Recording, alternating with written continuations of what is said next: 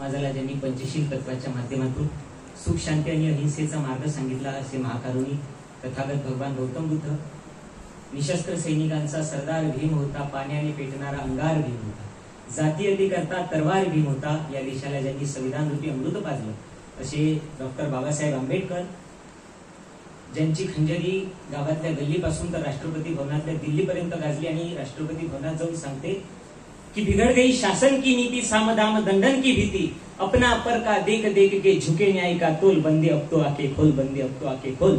राष्ट्रसंत श्री तुकडोजी महाराज आणि ज्या संपूर्ण महामानवांनी या देशाकरता या समाजाकरता आपल्या प्राणाची आहुती दिली, एक नवीन विचार या समाजापर्यंत पोहोचवला, त्या संपूर्ण संत महापुरुषांच्या चरणी सर्वप्रथम लीन होतो. आणि आज या ठिकाणी होऊ घातलेल्या या वक्तृत्व स्पर्धेकरता मी प्रज्वल बंडूजी टोंगे, वर्ग 12वीचा विद्यार्थी, श्री गुरुदेव अध्यात्म गुरुकुल येथून या ठिकाणी येतोय आणि आपल्या समक्ष विषय मांडतो भारत राष्ट्राची निर्मिती आणि डॉक्टर बाबासाहेब आंबेडकर.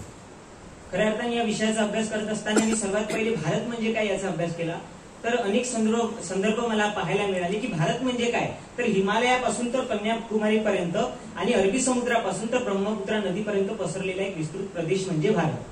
भारत म्हणजे काय, तर विविध जात धर्म पंथ संप्रदाय नवे नवे तर खाद्य आणि वस्त्र संस्कृती लाभलेला प्रदेश म्हणजे भारत. एवढंच नाही, त्यासमोर जर गेलं तर भगवान बुद्धांपासून सम्राट अशोक, डॉक्टर बाबासाहेब आंबेडकर, फुले शाहू आणि त्यासमोर संत परंपरेतील संत गाडगेबाबा, राष्ट्रसंत तुकडोजी महाराज, या संपूर्ण संत महापुरुषांचा विचार लाभलेली भूमी म्हणजे भारत.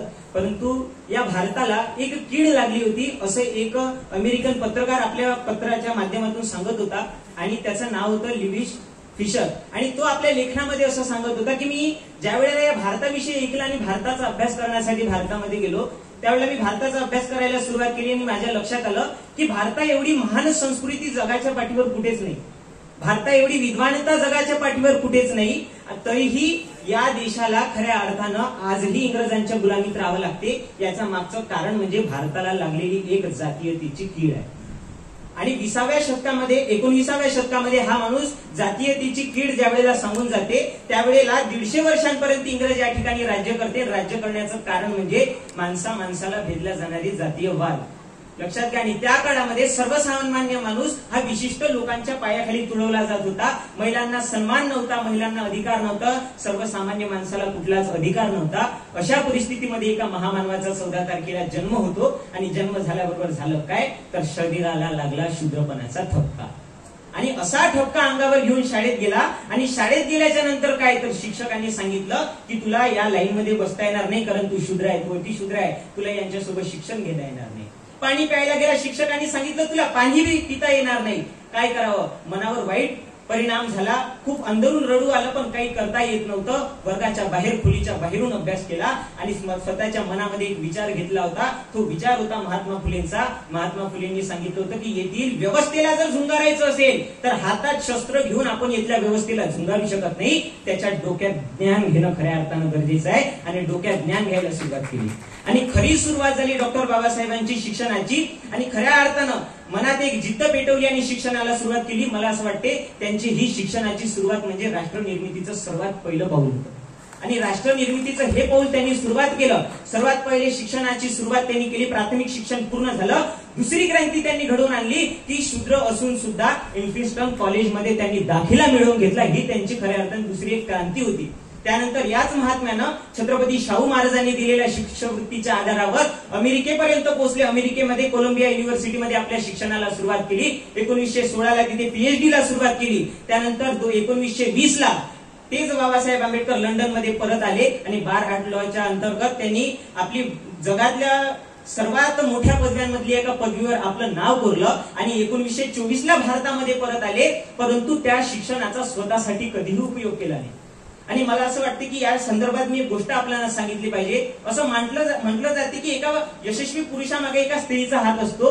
तोच स्त्रीचा हात रमाईचा होता. मला वाटते त्या रमाईची आठवण केली पाहिजे की ज्या वेळेला बाबासाहेब शिक्षण घेत होते, काही पैशाची गरज भासली तर बाबासाहेबांनी रमाईला तार पाठवला. म्हणजे रमाई मी शिक्षण घेत असताना काही पैशाची मला गरज भासत आहे, तुझ्याकडे असतील तर मला पाठवते का?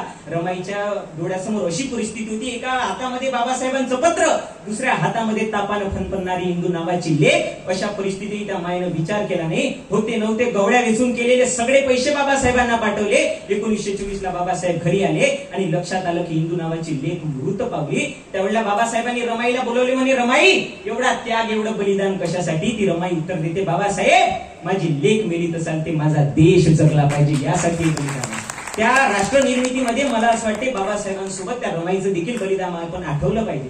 आणि समोर सुरुवात झाली खऱ्या क्रांतीची. आणि त्यानंतर डॉक्टर बाबासाहेबांनी 1924 ला बहिष्कृत जी हितकारणी सभा घेतली, त्या माध्यमातून ज्या सामान्य माणसावर अन्याय होत होता त्या सामान्य माणसांवरचा अन्याय कमी करण्यासाठी ती संघटना त्यांनी कामी लावली. त्यानंतरची 1927 ला झालेली, त्यानंतर 1927 ला जी त्यांची झालेली महाडचा सत्याग्रह असेल की ज्या सत्याग्रहाच्या माध्यमातून सामाजिक जी माणसावर केलेली एक विडंबना होती की माणसावर केलेला द्वेष होता तो मिटवण्याचं त्यांनी काम केलं. त्यानंतर 1927 लाच मनुस्मृतीचं दहन करून जाती धर्म पंथांच्या विडक्याला आग लावून मानवतेचा संदेश त्यांनी त्या माध्यमातून दिला. आणि शेवटी त्याच बाबासाहेबांनी 1930 ते 1932 पर्यंत गोलमेज परिषदेमध्ये जाऊन सर्वसामान्य माणसाला, दलिताला, शूद्र माणसाला सुद्धा मताचा अधिकार मागितला. ही त्यांच्या राष्ट्र निर्मितीतलं सर्वात महत्वाचं पाऊलच असं मला वाटते. आणि त्यासमोर जाऊन सर्वात मोठा जो त्यांनी संघर्ष केला तो म्हणजे 2 वर्ष 11 महिने 18 दिवसांचा संविधान रूपी संघर्ष.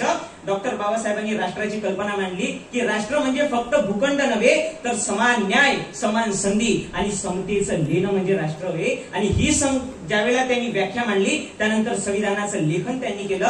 आणि संविधानाचं लेखन पूर्ण झालं, देश स्वतंत्र झाला, संविधान लागू झालं. आणि एक महत्वाचा प्रसंग असा घडला, संविधान लागू झाल्याच्या नंतर बाबासाहेब संविधान सभागृहाच्या बाहेर येत आहे. एक आजी त्यांच्या जवळ येत आहे, आजी म्हणत आहे, बाबासाहेब काय कारण आहे? मोठे गोड हसून राहिले. त्यावेळेला बाबासाहेब उत्तर देत आहे, आजी आजपर्यंत या देशाची परिस्थिती अशी होती की एका राजाचा पोरगा राजा बनत होता, राणीच्या पोटातून राजा जन्मास येत होता. पण म्हणे आज या बाबासाहेबांनी असं केलं की त्या राणीच्या पोटातून राजा जन्मास येणं बंद झाला आणि तू आणि मी दिलेल्या सर्वसामान्य माणसाच्या मधातून राजा जन्मास येणं सुरू झाला.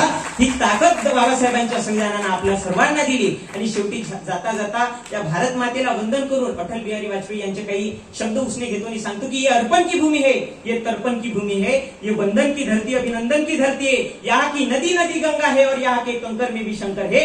हम जिए तो भारत माँ के लिए और हम मरे तो भारत माँ के लिए. और हमारे मरने के बाद जो हमारी अस्थियों को कान लगाकर सुनेगा तो उसे एक ही आवाज आएगी, भारत माता की जय, भारत माता की जय, भारत माता की जय. बोलण्याची संधी दिली त्याबद्दल आयोजकांचे आभार, धन्यवाद. जय हिंद.